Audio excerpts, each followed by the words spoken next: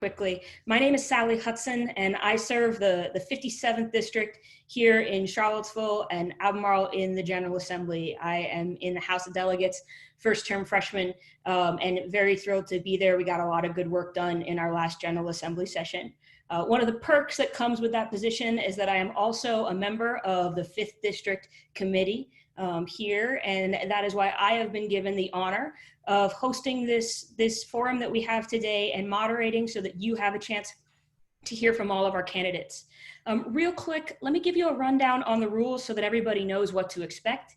Each candidate is going to have 2 minutes for an introduction. We'll go through in alphabetical order, and then we're going to go through 10 questions that we have prepped ahead of time. Each candidate will then have 2 minutes to answer those as well, and we will rotate who starts each question so we have a chance to hear different voices frame the conversation. If there are questions that you want to hear that you're not hearing as we come along, please feel free to pop them in the Q&A box so that we can make sure that we get to something like them eventually. If we don't get exactly your question, I'll do my best to fold it into the ones that we have. We are going to be pretty stickler about the time. So if candidates are coming up on 15 seconds left, they will get a warning from our timekeeper, and then they will be outright muted at the 2-minute mark, which is a much harder hook than I've had in any debates before. And I say will mean that you'll have to really stay honest there. So then, without further ado, why don't we take it away and let you hear from the candidates to have them introduce yourself. Roger Dean Huffstetler, I think you have the honor of going first. Great, thank you, Sally. Well, hello everybody. Hello, my colleagues and friends. It's good to be together on this Sunday, this beautiful day in Central Virginia. Look, I'm running for Congress here because I want folks to have a fair shot. I want kids that growing up like I did, to go as far as their talent and hard work can take them. I'm not in this race just because I think I can beat a Republican. I'm in this race because I have a problem with inequality. We have a world-class institution right here in Charlottesville, and yet not many Virginians can get in or afford it. We have some of the best hospitals in the world. Cameron works at one of them. And we get a lot of people in our district can't afford health care.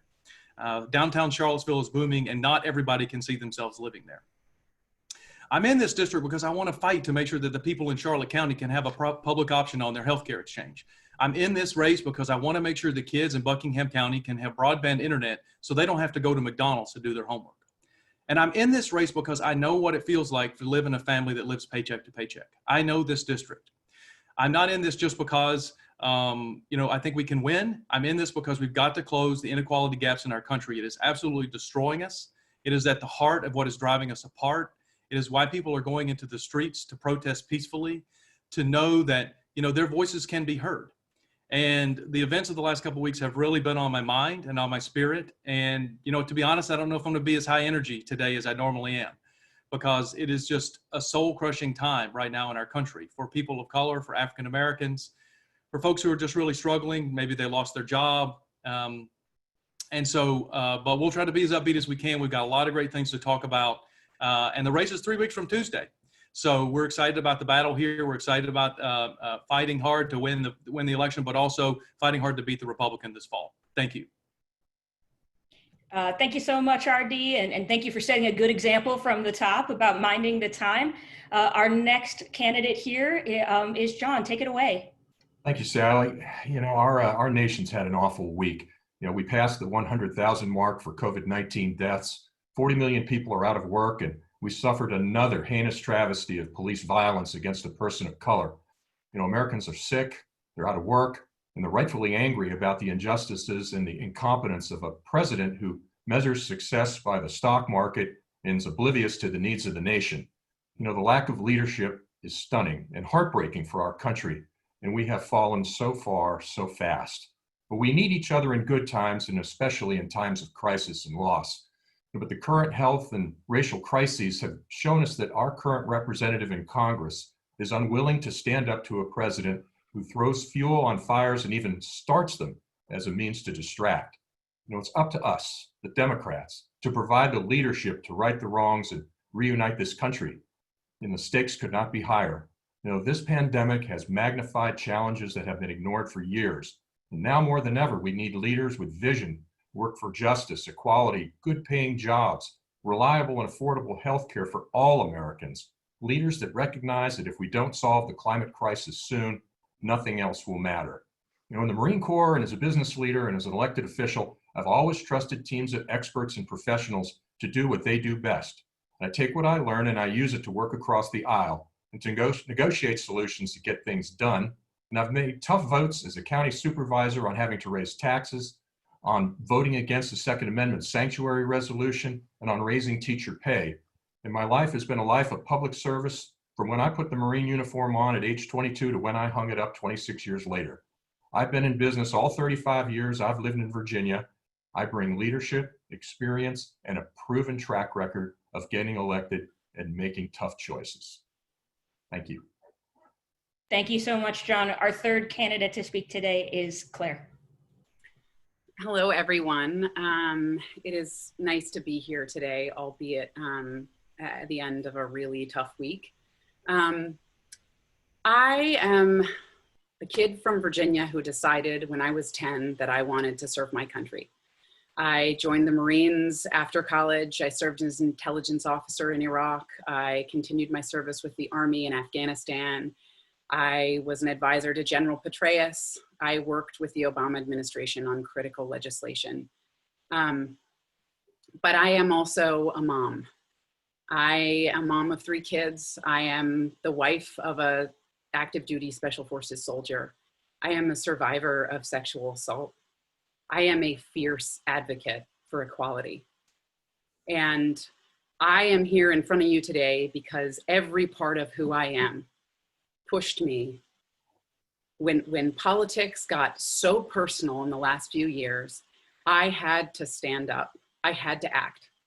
When my daughter is worrying about the weapons my husband carries on the battlefield in her classroom, it is unacceptable, and I had to stand up. Virginians deserve better and Americans deserve better. When Americans are choosing between groceries and healthcare, something has to be done. And when the voices of George Floyd's family and Ahmaud Arbery's family are being silenced, when the Black American experience is being denied, we must stand up and we must fight for equality and for justice. I have led teams of Marines. I have advised 3-star generals. I have fought the military bureaucracy on issues like sexual assault and won. I am ready to do this job on day one. We have seen candidates like me and Abby Spanberger succeed, and I will fight for all of you, and I will not rest until we achieve equality. Thanks very much. And rounding out the group is Cameron Webb.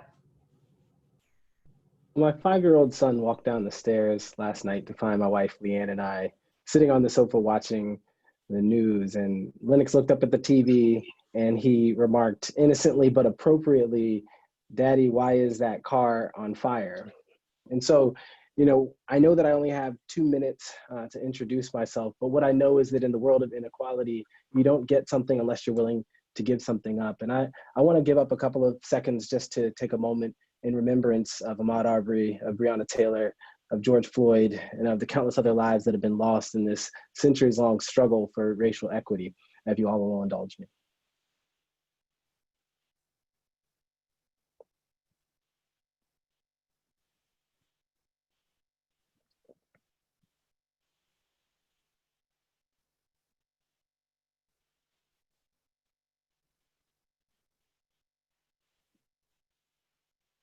Thank you.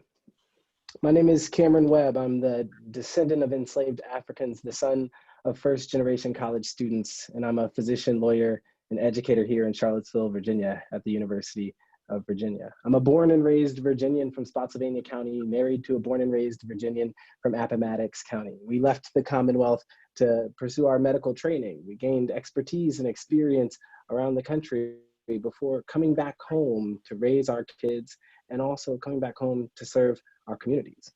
I'm a healer by vocation, by inclination, and by calling. I'm running for Congress because I'm passionate about equity and justice, and our nation screams out for more of it. I'm running for Congress because I believe deeply that everyone should have opportunities for health and for success. I believe that our nation is facing a crisis right now, both a global pandemic, but also a crisis of racial injustice. And I believe that in this moment, I have the skills, the expertise, and the experience to serve us in Congress, and I look forward to earning your support.